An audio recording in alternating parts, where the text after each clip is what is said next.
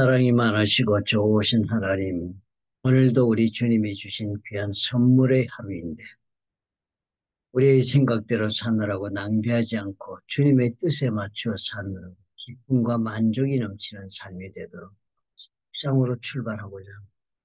말씀의 묵상이 없이 어찌 우리가 하나님과의 관계를 유지할 수 있겠습니까? 모든 우리의 은혜의 정도는 다 관계에 따라서 되는 것이라 우리가 배운 바 있는데, 하나님의 관계를 유지하기 위하여 묵상할 수 있도록 우리에게 열심을 주옵소서. 예수님 이름으로 기도합니다. 아멘. 오늘은 7월 19일자 느헤미야 5장 1절부터 19절의 말씀을 여러분 두 번 정도는 읽으셨죠? 제가 어제 그저께 계속 잔소리 비슷하게 했습니다. 사실 느헤미야 정도는 읽어도 재미있습니다. 우리가 구약이 그 레위기나 신명기 이런 거 읽을 때는 부럽잖아요, 그죠? 쉽게 읽지는 못하고 읽어도 또 이게 뭐 자꾸 반복되는 이야기가 또 우리와 실생활과 연관이 없는 사건을 자꾸 얘기하니까 어렵습니다. 그러나 이 느헤미야서는 사실상 많은 이 지도자론을 강의할 때 목사님들이 잘 인용하는 책입니다. 느헤미야라는 지도자가 성벽을 어떻게 해서 잘 건축했느냐라는 점에서 그렇게 기도력을 잘 발휘하여서 능력도 부족하고 재력도 환경도 허락되지 않는 데서 어떻게 이 환경을 이런 일을 이루어내었느냐라는 그 지도자의 입장에서 리더십을 행사하는 사람들을 위하여 혹은 또 리더가 되라고 이렇게 얘기를 합니다. 우리 오늘의 말씀 묵상에서는 우리가 그런 점도 염두에 두지만 실질적으로 누구나 다 우리는 하나님의 말씀을 전하면 리더십을 행하는 자리에 늘 있죠. 그러므로 저와 여러분 그 사람에게 적용될 수 있습니다. 여러분 관찰을 해보시니까 뭐가 보였습니까? 실제로 오늘은 놀랍게도 이 가난한 유대 백성들이 많이 생긴 거예요. 그동안에 뭐그 해운 뭡니까 그 성벽 재건하는 것도 자기 비용으로 부담했잖아요. 물론 재료나 이런 건 다르지만 삶의 비용은 자기가 부담한 겁니다. 인건비를 받으면서 한 게 아니라 후살에 하는 것입니다. 그건 그냥 전혀 고려가 되지 않게 징발이 된 겁니다. 예전에는 다 그래 하셨잖아요. 우리 이조 시대에도 다 그랬어요. 배고프고 가면은 밥이나 거기서 먹여주지. 가족들 생기면 되지 않고. 그런 것이 뭐 다 고대 사회에 일어나고 있는 일이니까 여기도 보니까 우리가 세금 내고 뭐 하고 하느라고 막 가난한 사람들이 공사하느라고 또 이래가지고 그 삶이 그냥 완전히 피폐했습니다. 그런데다가 나머지 인력들이 또 집에서 그 여자나 어린아이들이 그 농사를 지었겠죠. 그런데 흉년까지 들었다는 말이 나오네요. 그러다 보니까 이 사람이 어떻게 했습니까? 이게 당연히 고지라는 것. 그 해안에 우리가 보릿고개를 못 넘기면 그대 빚지듯이 이 사람들도 다 빚지고 사는 거예요. 그런데 빚을 제때 못 갚으니까 또 한 해 또 빚을 지고 또 다 빚을 지고다 빚이 감을 자기들의 재산을 다 처분해도 안 될 정도로 빚이 많이 지니까 이제 자식들을 좀 하는 일까지 생깁니다. 못 갚으니까. 그리고 대위기에 보면 그런 구절들이 나오지 않습니까? 그리고 또 뭐 이제 안 되니까 이제는 자식 자꾸 팔고 할 수 없으니까 있는 재산 다 팔아서 땅이고 뭐고 삶의 터전까지 팔아가지고 해야 되겠다 하면서 이세를 사람들이 그룹들이 이 가난하게 된 그룹들이 세금도 내고 이러려고 우리 이꼴 됐다라고 일종의 명사 일이 벌어진 겁니다. 느헤미야 총독한테 아마 했지요. 그래 우리는 아무런 힘이 없다 이러면서 백성의 부르짖음과 이런 말을 들었다. 예미야가 듣고 이게 화가 납니다. 화가 난 데는 아마 복합적인 이유가 있겠죠. 그죠? 이 사람들이 가난한 사람들이 대학 본의에 와서 정말 도와달라고 자신들의 사정을 읍사하기 전에 막 그냥 누구짓고 막 이렇게 했으니까 소란을 피웠으니까 일종의 그냥 뭡니까 공기를 한 것이라 다름없으니까 화가 났다 그랬죠. 그런데 화가 낸 것으로 끝나지 않고 깊이 생각을 했다. 그 다음 구절에 대단히 중요한 변화입니다. 그죠? 크게 노했다. 그래서 저는 처음에 읽을 때는 이 느헤미야가 이 사건을 만든 사람들이 노했는가 그랬더니 이때는 이 느헤미야가 이 사람들이 막 그러지고 이럴 때 그 상황 파악을 제대로 못했습니다. 그냥 덤벼든다고 생각을 선정하지 못하고 원리에 도전한다 생각하고 한 것이. 그 다음에 실제로 깊이 생각했다고 했으니까 깊이 생각을 해보니까 이게 사건의 내용이 이렇구나. 전모가 발견. 사실 우리가 이렇게 막 인스턴트 리액션 막 그냥 할 때가 있지 않습니까? 되게 있지 않습니까? 아니라 뭐 되게 그래 할 경우 많죠. 들어보면 끝나고 말을 내고 그래서 막 속단을 내리고 급히 조치를 하고 이렇게 하는 그런 일로 나아가는데 그 생각을 해봤더니 이 무슨 일이 여기 안에 숨겨져 들어있는가 보았겠지. 사건의 전모를 완전히 파악하기 위하여 생각을 해보니까 이 내용이 돈을 빌려주고 있는 사람들이 누가 있었겠어? 리더들은 다 재산이 있었어. 그런 사람들이 다 이 재산이 있는 게 결국 재산이 다 동일하게 출발했는데 왜 이 사람들이 재산이 있죠, 지금? 사회적으로 생각할 수가 있습니다. 왜냐하면 이 사람들이 세금을 걷고 하면서 이런 모든 과정이 행정력을 집행하는 걸 치부의 기회로 삼았던 것이 그럼 다 같이 다 또 동일한 조건에 돌아와가지고 같이 농사를 짓게. 왜 이렇게 크게 세월이 수십 년이 지났습니다. 이때가 벌써. 그랬으니까 그동안에 사실상 많은 가문들이 생겨난 거지. 왜냐하면 리더를 세운 사람들은 밑에 사람들을 얻으면 그게 당연히 돈가루를 떨어뜨리고 혹은 또 세금을 주면서 일정 비율은 자기들이 수고비로 받고 하는 것이 되니까 그러나 하층민들은 늘 가난한 자는 가난부자 문제가 되고 요즘 경제적인 그래서 이 사람 자를 받고 그렇게 했으니까 동족 사이에 경제적으로 계속되는 계층이 생깁니다. 그렇게 돼가지고 사실 처음에는 다 같이 출발했는데 계급사회로 지금 모세율법에서 이것을 금지했잖아요. 동족 간에 이자가지고 그랬는데 그렇게 했어요. 그래서 이제 원인이 이거에 대해서 같은 동족끼리 종으로 사는 문제까지 인류가 딸을 팔아먹고 있어요. 이조시대 또그 딸 팔아먹는 우리나라 경제 발전시킬 때도 보면은 큰 딸들은 다 팔려갔잖아요. 그죠? 노동태에 팔려가서 자기 동생들 시키고 눈물의 세월이었습니다. 얘들도 똑같은 문제를 겪죠. 그때 2000년, 이건 2000년이 지금부터 2000년, 3000년은 됐을 때. 그러니까 그렇게 했을 때, 보니까 유다 총독이 느헤미야는 내용을 가만히 읽어보니까 뭐라 그랬어. 너 자기가 총독의 녹을 안 받았다. 왜? 형편이 안 됐어. 보니까 다들 고생하고 있으니까 성벽 공사에 힘을 다하며 그렇게 살고 있기 때문에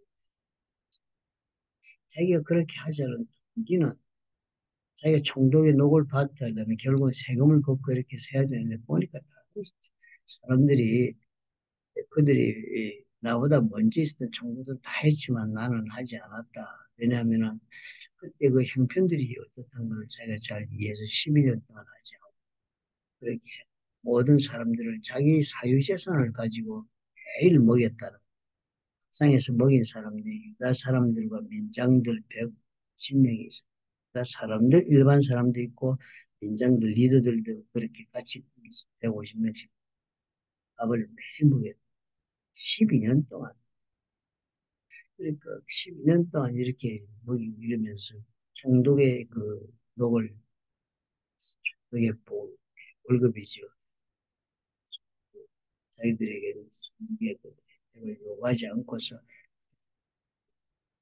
그런데 그 동기는 뭐였냐면 하나님을 하나님의 자녀들이고 또 하나님의 일이고 또 자기가 하나님의 일을 위하여 자원하여 또 이 길을 왔고 그래서 이 모든 일을 행하는데 자기는 그 바빌론 땅에 살면서 큰 격에 속해서 페르시아 제국에서 자꾸 그곳에 있으면서 제가 많은 재산도 모았으니까 그런 거 자기는 하나님을 경외하는 사람으로 동조가 되고 있습니다. 그래서 나는 그들에서 나는 오히려 내가 그렇게 얘기한 내용이 오늘 내용이죠. 가만히 보니까 그런 것입니다. 이 사람들이 이 동족들에게 돈을 빌려준 사람이 무슨 악인들이었겠어? 결코 그렇지 않았어. 이 사람들의 생각은 뭐예요? 경제적 관계적, 경제적 개념이 그렇지 분명했으니까 그렇죠. 빌려주면 이자 받고, 그렇게 없는 사람 빌려달라면 또 와서 신용이 좋지 않으면 좀 덜 빌려 이렇게 하고 또 그렇게 다 했겠습니까? 무조건 돈 어떻게 빌려줬겠어요? 일반적인 경제적인 관점을 세속적인 그런 경영 관점은 다 경제관념 그렇지 않습니까? 빌려주면 대가를 받고 또 못 받을 만하면 또 담보를 요구하고 그런데 빚을 많이 못 갚으면 왜 중으로 갚는 것이 그 당시는 법이었으니까 나를 달라. 그럼 데려가서 노비로 쓰고 그랬습니다.